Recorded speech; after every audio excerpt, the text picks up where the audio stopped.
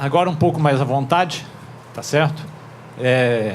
A gente na mesa com pessoas ilustres e, especificamente, não foi colocado pelo cerimonial, eu, no ato, estava representando o diretor-geral em exercício da ANTAC, tá? Dr. Tiago Lima. Eu preparei algo que, sob certo aspecto, vamos dizer assim, pudesse impactar um pouco, principalmente aos nossos irmãos belgas. E uma parte, para alguns daqui, ela vai ficar um pouco repetitiva, que já conhece. Apesar que uma coisa, doutor Pedro Brito, do seminário internacional último que teve aqui, eu estava olhando agora há pouco, eu acho que 80%, 70% são pessoas novas que não participaram. Isso é super interessante, porque a gente está passando, vamos dizer assim, a nossa mensagem adiante, né, para mais pessoas. Falando rapidamente um pouquinho sobre a ANTAC, tá?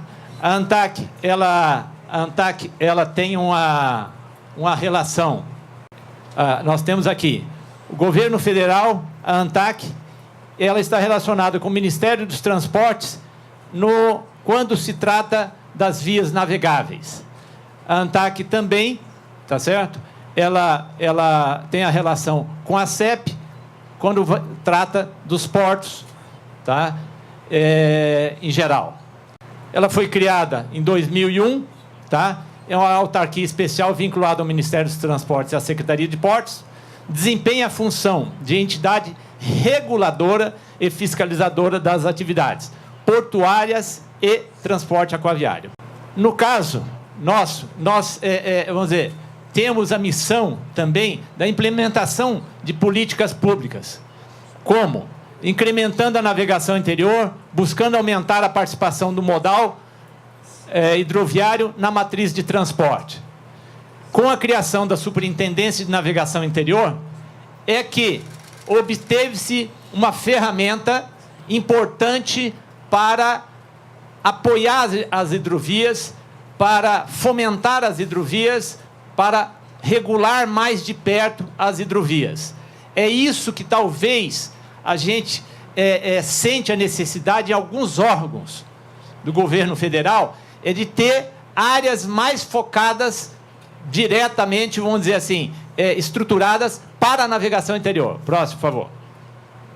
Como estava falando, nós temos 13 mil quilômetros de vias economicamente utilizadas, temos 29 disponíveis. O que é isso aí? Com uma intervenção ou outra, tá? Nós já passamos para 29 mil. Então, vamos dizer, dá para dar um salto, né, qualitativo com pouco investimento. Mas nós temos 63 mil quilômetros de vias que, vamos dizer, que podem ser, essas aí 63 mil, que podem ser, lógico, um investimento um pouco maior, transformado em vias navegáveis, em hidrovias. Eu agora quero passar rapidamente sobre cada uma, tá, das hidrovias, das principais hidrovias, comentar um pouco para nossos colegas belgas, principalmente, e para os brasileiros que aqui estão, que não conhecem determinados detalhes. Tá? A hidrovia do Amazonas, lá no final, inclusive, eu preparei uma série de fotos para, vamos dizer assim, mostrar um pouquinho o Brasil e a dimensão dessas hidrovias. Nós temos uma extensão navegável de 3.108 quilômetros. Não é uma coisa qualquer, tá? Essa hidrovia. Ela transporta um pouco de tudo, muito combustível, contêineres, grão, farelos, óleos vegetais, soja, trigo, milho. Ou melhor, é a via de chegada e saída da Amazônia. Ações em andamento, manutenção e melhoria de sinalização. E temos aí, vamos dizer assim, uma necessidade, apesar que o Ministério dos Transportes, através do DENIT, já está com um planejamento atuando na dragagem dessa principal via nossa. No longo curso, nós transportamos no ano passado. Então, vejam só, isso aqui é um detalhe. É uma informação, tá, estatística do ano passado. Quer dizer, saiu agora no anuário estatístico nosso, da ANTAC. 20 milhões de toneladas que vem do longo curso, então eu chamo assim, longo curso em vias interiores, então que entra nas vias interiores, que passa pelas vias interiores, mas não é só passa rapidinho, não. Para entrar na Amazônia lá, vamos dizer, anda 600, 700 quilômetros dentro de uma via. Então, nós temos uma navegação interior de longo curso de 20 milhões de toneladas na hidrovia Amazonas-Solimões. Só interior para interior, interestadual, 9 milhões e 800. E a cabotagem, 19 milhões e 400. Então, algumas fotos só para dar uma olhada melhor. Próximo, por favor. A hidrovia do Madeira. Tá? A hidrovia do Madeira tem 1.000 e poucos quilômetros, tá? Um porto organizado em Porto Velho, 6 tupes, e está em plena expansão. Nos últimos 6 meses estive lá em Porto Velho, tá? Estive no porto organizado e achei super interessante, porque a hora que fala a hidrovia do Madeira, todo mundo faz a referência à saída de soja. Mas não, vem muito combustível e saem outros produtos. Uma surpresa agradável, tá? Vamos dizer, lá do meu Mato Grosso, vamos dizer, estava saindo para exportação açúcar produzido no Mato Grosso. Então lá entra tudo, sai tudo. Então os principais produtos, soja, milho, semi-reboque, baú, que a gente vai ver algumas fotos, containers e fertilizantes. Falar rapidinho também sobre a hidrovia Teles Pires-Tapajós. Ela é navegável só esse trecho aqui atualmente. O DENIT, Ministério de Transportes, estão fazendo balizamento, sinalização, já tem um projeto de dragagem para se navegar com segurança até Itaituba, Miritituba. A BR-163, que o Egito falou, é uma BR que sai do meio do Mato Grosso, da maior região produtora do Brasil de grãos, e vai rumo a Santarém, mas só que antes pega para a esquerda, chega em Miritituba. Lá várias empresas estão se colocando lá, buscando colocar uma estação de transbordo de carga, e sair o produto por ali, por quê? Com o asfaltamento vai ser muito mais viável você sair por Miritituba, Santarém, do que você ir para Santos ou Paranaguá. O produtor vai ter um ganho de transporte muito grande nisso aí. O potencial todo são 1.500 quilômetros.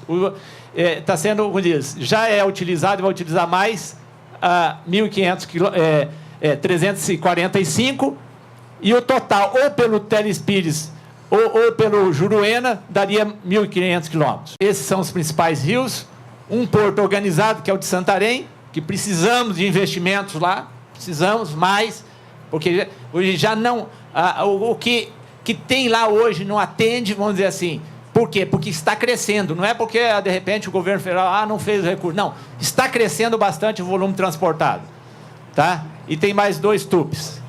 Mais alguns dados da Teles Pires Tapajós, que eu vou passar. Tá? Vamos falar um pouco da Tocantins-Araguaia. Agora, recentemente, foi inaugurada as eclusas de Tucuruí. Tá? O governo federal investiu R$1,5 bilhão de reais. Essas eclusas, elas têm o tamanho quase igual às eclusas do Canal do Panamá. Então, não são eclusazinhas, tá? Você pode colocar um comboio de 19 mil toneladas passando por cada eclusagem. Então, elas estão prontas. Precisamos agora só fazer um derrocamento num pedral, tá? A dragagem, o projeto já está pronto. Está sendo refeito o projeto do derrocamento do pedral. É bom que os nossos amigos belgas estejam aí, de repente, nos auxiliem a acelerar isso aí, porque precisamos dessa hidrovia funcionando, porque se estivesse funcionando, nós sairíamos aqui de Marabá, rumo ao norte, e até Marabá tem asfaltamento. A BR-158, ela está sendo toda asfaltada, está sendo concluída no Mato Grosso, e aí a gente tem mais uma saída daí eficiente para o norte. Só que, no caso ali, a gente precisa resolver o Pedral do Lourenço e precisamos também concluir, colocar ou o porto de Outeiro, tá? ou o porto de Vila do Conde com espaço para grãos. Então está aqui o terminal de Outeiro, que tá sendo replanejado para chegar navios e barcaças para transporte de grãos, e o porto de Vila do Conde, que já é um grande porto, acabou de ser, está sendo feito o Pier 400, e já está o TMU-2, que é o terminal de múltiplo uso 2, porque, como diz, lá está avançando a todo vapor. Vou entrar direto aqui no que é que nós temos. Longo curso que entram são 11 milhões de toneladas, da própria navegação interior 3 milhões e 200, e da cabotagem 8 milhões e 600, 8 milhões de toneladas, 673 mil toneladas. As inclusas do Tucuruí são duas, elas ficaram prontas agora no meio do ano passado, tá? E precisamos realmente utilizá-la. Elas estão, vamos dizer, aguardando a condição melhor da hidrovia para se utilizá-la. Rapidamente, a hidrovia que entrou agora no PAC, a hidrovia do Parnaíba, tá? Tem 1.600 quilômetros. Ela faz a divisa do Rio Parnaíba entre dois estados, Maranhão e Piauí. No passado foi navegável, como diz, não se olhou muito para o rio, foi feita uma barragem, não foi feita a eclusa, então ficou parado, assoreou, que é o principal problema que tem, mas é só dragar, vamos dizer, você vai ter uma navegação importante. A barragem que tem de Boa Esperança, a eclusa que está inacabada, mas o Ministério dos Transportes tem planos agora de concluir. Mais um. A hidrovia do São Francisco. Esse é outro rio importante, sai de Minas Gerais, e adentra na Bahia, possibilita a interlocução, vamos dizer assim, com outros estados do Nordeste. Esse é um rio que também não olharam para ele durante anos, mas agora há alguns anos estão tendo investimentos, tá? Em saneamento das cidades e ao longo dos rios que alimentam o São Francisco. Tem projeto de dragagem para o rio, tem recurso do governo federal, tem recurso do PAC 2, e isso aí é algo que deverá avançar agora. Inclusive lá nós temos a eclusa de Sobradinho, que funciona perfeitamente. Programa de revitalização do São Francisco, isso que eu falei, tem recurso para isso e está sendo trabalhado. A hidrovia do Paraguai-Paraná, inclusive, faço uma saudação especial, tá? Ao ministro João Luiz, que está aqui, tá? Que vai fazer uma palestra logo em seguida. Ele é diretor do departamento DAN1 da América do Sul e conhece muito bem isso aí. Vai poder falar para você. Vou passar muito rapidamente. Aqui tem uma perspectiva, mas não é perspectiva assim de, vocês acham. Não. Por exemplo, a Vale do Rio Doce comprou a Rio Tinto, está investindo em inúmeras embarcações para sair de 3 milhões de toneladas e para 20 milhões em poucos anos. E nós temos hoje, tá, navegação interior internacional. Por quê? É tudo interior. É internacional porque sai do Brasil, passa o Paraguai, como diz, vem da Bolívia também, tá? A Argentina e até o Uruguai. Próximo, por favor. 5 milhões e 400 mil. Tietê, Paraná. Aí nós podemos falar o seguinte: além do Amazonas, que você naturalmente navega, vou falar assim bem forte para os nossos amigos belgas, essa é uma hidrovia, realmente. Vamos dizer, você navega com segurança, e o que está se fazendo nessa hidrovia são melhoramentos, tá? Foram construídos de forma correta as barragens com eclusas, tá? E a cada ano anda crescendo 10% ao ano, nos últimos 10 anos, o volume de carga transportada. Próximo, por favor. Então, nós temos, desse ano passado, 5 milhões e 800 mil toneladas que foram transportadas, aí principalmente grãos, tá? Mas temos vários outros produtos sendo transportados. E, no caso aqui, ao centro, tá? O rio Tietê, o Rio Paraná, mais um, por favor. E agora, um trabalho do governo do Estado de São Paulo, junto com o governo federal. Tá? O governo federal colocou no PAC 2 900 milhões e o governo do Estado de São Paulo 600 milhões. Estão ampliando, tá, a navegação no Rio Piracicaba e no Rio Tietê. Essa ampliação ela se dá no Rio Piracicaba e no Rio Tietê.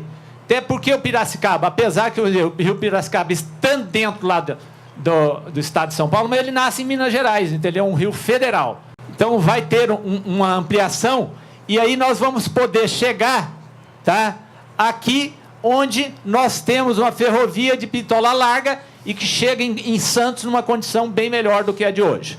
E aqui está sendo feito essa extensão, tá? Na verdade é um desenho pitoresco, mas daqui uns dias vocês vão ver a realidade. Algo que no Brasil deixou de se pensar, porque no passado pensou-se assim, no Tietê foi assim, no Rio Grande do Sul foi assim, e aí começaram a nos barrar, tá? E não deixar a nossa passagem. E aí, de novo, os belgas, senhores e senhoras belgas, venham para cá discutir, conversar. Eu penso que teremos no futuro próximo aí muitas eclusas para ser feitas em barragens já prontas e outras aonde não tem barragem, construir junto. E essa é uma concepção, tá, que lá, partindo do governo do Estado de São Paulo, já pensou na barragem no melhor local para você ter geração de energia e você ter o quê? Você ter a posição melhor da eclusa. Então, o projeto da Transpetro, que para navegar no Rio Tietê, são 20 comboios duplos, tá? Que são 80 barcaças e 20 empurradores, tá? E isso aí vai dar uma expansão muito maior. Já é de 10%, mais um pouquinho eu vou fazer uma comparação para vocês. Mais um, por favor. E a Transpetro espera transportar 4 bilhões de litros de álcool. Hidrovia do Sul, tá? Hidrovia Lagoa dos Patos, Lagoa Mirim, Rio Taquari, Rio Jacuí. Aqui no passado foram feitas nesses pontos em vermelho, foram feitas barragens, pensando na melhor utilização do rio para navegação.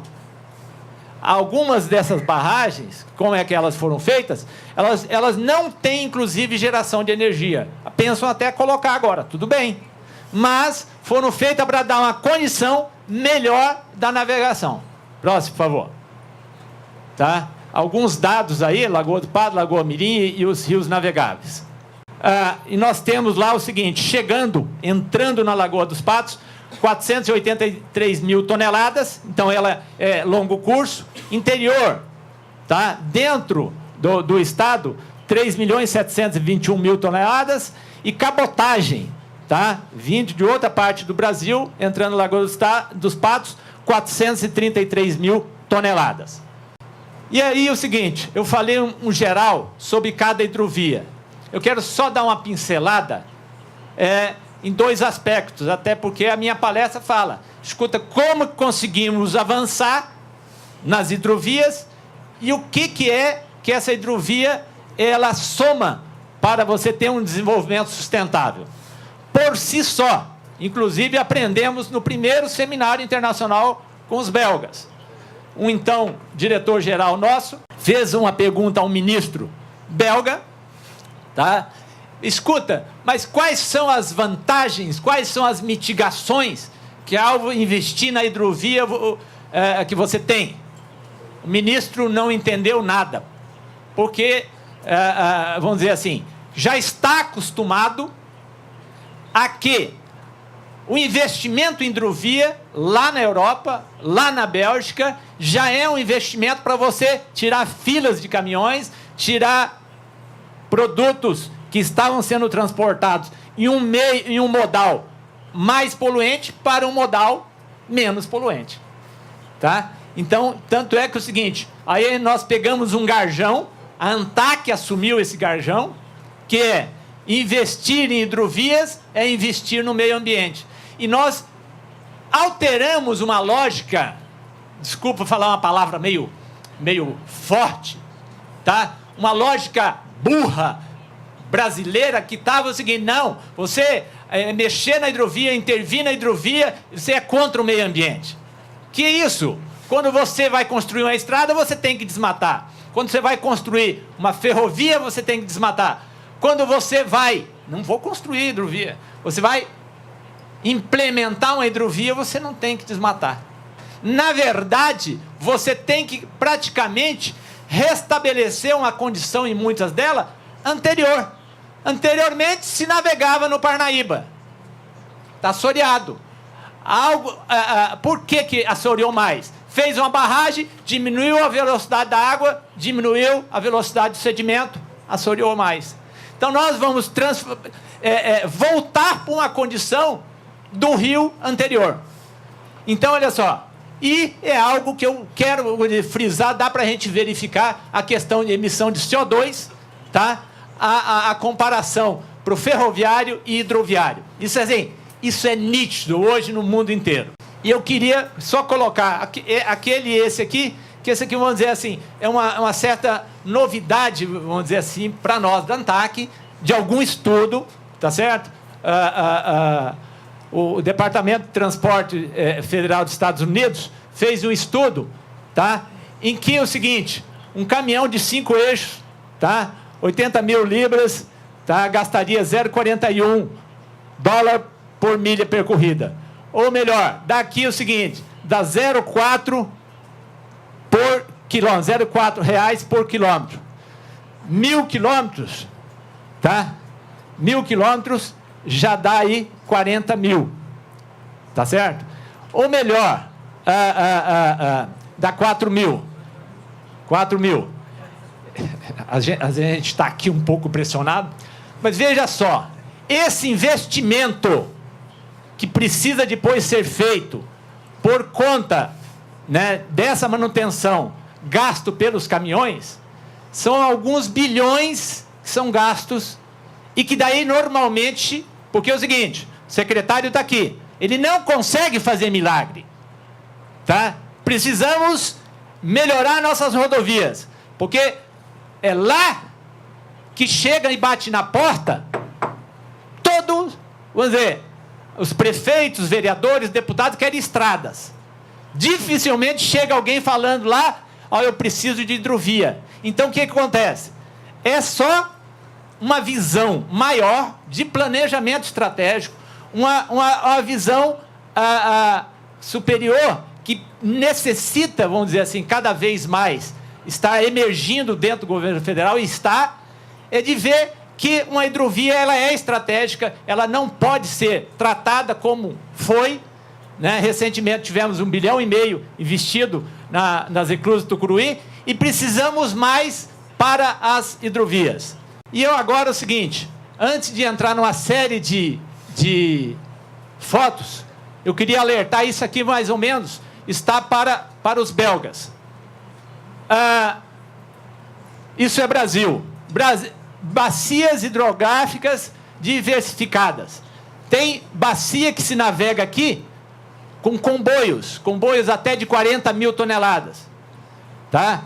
No caso da Bacia do Sul, embarcações autopropulsadas. Então nós temos de tudo no Brasil, um pouco de tudo. Tá? Provavelmente, como eu já até falei na abertura, a maior extensão de malha hidroviária a se expandir no mundo. Mas por que se expandir? Porque tem a razão. Nós temos produtos, vamos ter muito mais, estamos produzindo muitos produtos agrícolas, grãos, estamos aumentando a produção de minerais e precisamos dessas vias. E essas vias, elas, apesar de, vamos dizer assim, ter um investimento, mas precisa muito mais, por uma resposta do setor privado, nós estamos tendo um grande avanço, que eu vou mostrar nos últimos 2 slides. Mas agora vamos passar aí o seguinte, eu acho que vocês, vamos dizer assim, gostaram um pouco. Vamos ver o que é o Brasil. Vamos lá, vou passar meio rapidinho. Próximo, por favor. Tá? Eu mostrei aqui, essa primeira aqui é só para mostrar um pouco, lá na Amazônia, às vezes ocorre um pouquinho isso ainda, mas é praticamente coisa do passado, tá certo? Mas nossos rios saem de tudo. Mas vamos lá, vamos avançando. Olha, isso aqui é o transporte de passageiro e carga na Amazônia. Aqui as embarcações, já que a gente vai ver de novo. Próximo, por favor. Tá? Aqui é o cais, aqui as embarcações, e veja como que é ainda. Estamos melhorando, está sendo feito investimento, como o secretário falou, em terminais, principalmente terminais públicos para transporte de passageiros e carga. Próximo, por favor. Que é o misto que a gente chama. Então, aqui é lá em Manaus, tá? Então, um pouco mais organizado. Próximo, por favor. São essas embarcações que transportam, e estamos melhorando essas embarcações, estamos trabalhando, vamos dizer assim, o Ministério tem uma proposta do próprio passageiro muito boa, conseguiu equacionar o fundo de garantidor, e um detalhe, tá? Ela chegou numa posição que é uma proposta, que era o pró-frota, pró-passageiro e tá. Mas só que tem uma coisa, secretário, precisamos desse pró-passageiro na rua, ou melhor, que chegue à Casa Civil, que seja aprovado, porque nós que estamos lá fiscalizando no dia a dia, a gente fiscaliza uma embarcação dessa, que melhorou, antigamente tinha uma caneca pendurada para todo mundo beber água, era naquela caneca lá, hoje é copo descartável, é água mineral, vamos dizer, as condições estão melhorando, mas a hora que chega para ter o acesso, nós estamos melhorando nos terminais, mas precisamos para passageiro, para a gente poder cobrar que tenha embarcações melhores. Próximo, por favor. Então, aqui no Rio Grande do Sul, chegando em Porto Alegre, mais uma, agora rapidinho, as nossas eclusas lá no sul, tá certo? Uma eclusa, outra, tá? Lá também no sul, já chegando na Lagoa dos Patos, um navio, vamos lá, tá? Mais uma foto aqui, já na Amazônia, que agora é comboio, não sei se os senhores viram. Próximo, por favor. Mesma coisa, tá? Mais uma, tá? Mais uma. Nós temos desde rios menores, esse aqui é o rio Taquari, lá no sul, mais navegável, tá? Lá no sul, eclusas, ó, embarcação autopropulsada, vamos. Outra, aqui, ó, aqui dá para ver que não tem geração de energia, essa eclusa foi feita para criar a condição só de navegar, é logo que aqui está em águas altas, quando está mais baixo aqui, esse degrau é maior, tá certo? Mas isso foi feito no passado lá. Próximo, por favor. Tá? Mesma coisa, passando lá, um autopropulsado embarcação. Vamos indo. Tá? Aqui agora na Amazônia, transporte, que a gente chama lá o rorô caboclo. Tá certo? Que são, vamos dizer, os truques dos caminhões. Aqui, uma embarcação para transportar motocicleta, uma embarcação fechada. Tá? Da Bertolini, mais um, tá? Isso aqui é no Tietê, no Rio Paranaíba, tá? E aqui no Tietê, senhoras e senhores belgas, nossos amigos, nós não temos eclusas, nós temos boas eclusas. Levamos os americanos para ver as eclusas no Tietê e não tinha nenhum vazamento. E nós fomos lá nos Estados Unidos e vimos algumas eclusas com grandes vazamentos. Eles falaram, vocês estão muito melhores que a gente nesse aspecto, na manutenção dessas eclusas. E não são eclusazinhas, não. Olha o tamanho delas. Tá certo? Um desnível de 30 metros. Próximo, por favor. Tá? Próximo. Mais um. Aí aqui, ó, nós temos o canal Pereira Barreto, tá? A embarcação lá saindo do Tietê, entrando no Paraná. Vamos dizer, é o canal artificial que utilizamos no Brasil, poderíamos ter muito mais. Mais uma. Mesma coisa, canal Pereira Barreto. Mais uma. Mais um. Tá? Então vamos aumentando. Aqui já é no Rio Paraguai, transporte de minério de ferro, que os comboios estão aumentando, e aí a gente precisa da dragagem para você navegar com mais segurança, e para a Marinha liberar essa navegação. Então, precisamos que o governo federal continue apoiando esse rio. Mais um, tá? Você vê a dimensão? Vamos lá? Tá? Também aí no Paraguai. Vamos, mais um. Aqui já é no Tapajós. A própria... Aqui, ó, são os... as carretas, tá? Próximo, por favor. Aqui já é um comboio da Armasa, tá? Que transporta pelo Rio Madeira 40 mil toneladas. Tá? Então já é quase um navio. Tá? Só que eles precisam transportar isso aí o ano inteiro.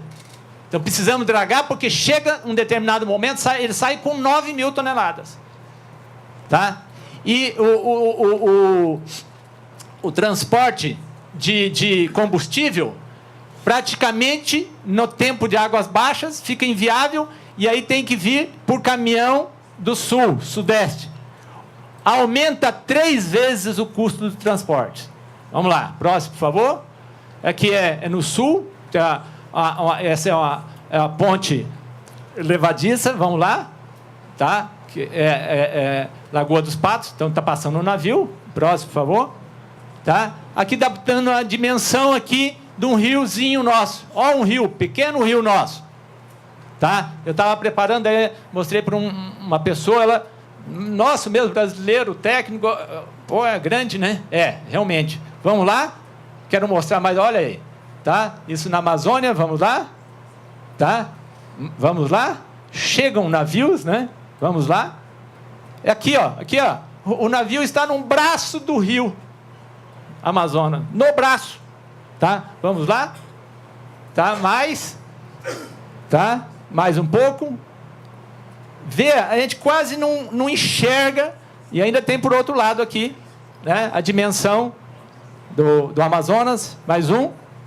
E eu coloquei aqui, né? Porque a gente olhando, quem conhece lá, realmente é um verdadeiro mar, o rio Amazonas. Quer dizer, podemos, no bom sentido, utilizá-lo muito mais e melhor. Mais um, por favor. Tá? E aí, 2 telas daí encerrando, que eu mostro o seguinte, um levantamento nosso, nós temos total de 121 embarcações transportando no rio Tietê. Tá? E nós temos, só da Transpetro, 100 embarcações mais modernas, novas, mais modernas.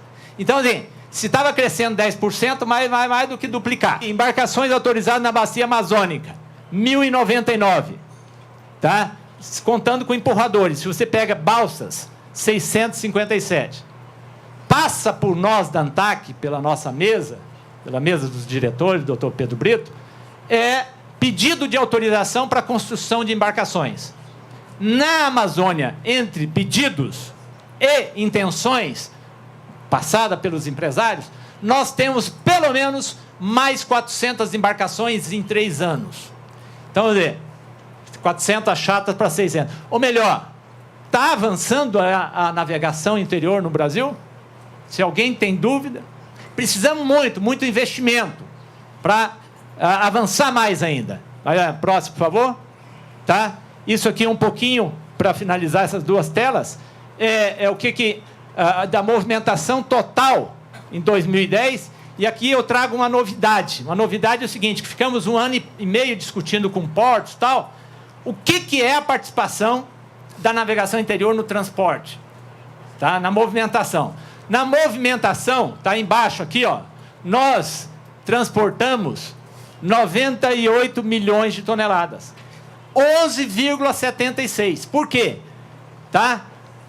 Desse total aqui, de 188 milhões da cabotagem, 39 vai para vias interiores. 29 é só internamente. E do longo curso, por exemplo, vem da Europa e vai lá direto para Manaus. Tá? Do longo curso de 616 milhões, nós temos 29 milhões interiores. Se você somar isso aqui, dá 98, 11,76. Tem que somar mais um pouquinho aí. 8 milhões naquelas embarcações de passageiros e cargas, mais 8 milhões. Nós passamos dos 100 milhões de toneladas. Isso aqui é transporte, tá? O que passa pela via. Esse aqui é movimentação, é tipo, vamos pegar, fica mais fácil, um container. Você colocou no navio, movimentou. Chega no outro porto, movimentou. Então é duas movimentações. Esse aqui é transporte, é o que passa na via, a gente conta só uma vez. Tá? E aí nós temos o crescimento. Em 2010 foram 74 milhões, em 2011 79 milhões de movimentação, um aumento de 7,3%. Ele ainda, vamos dizer assim, está pequeno, mas no Brasil estava há muitos anos praticamente parado e nós não tínhamos informação. Então seria isso. Encerramos investir em hidrovias, investir no meio ambiente. Aprendemos com os senhores belgas. Muito obrigado.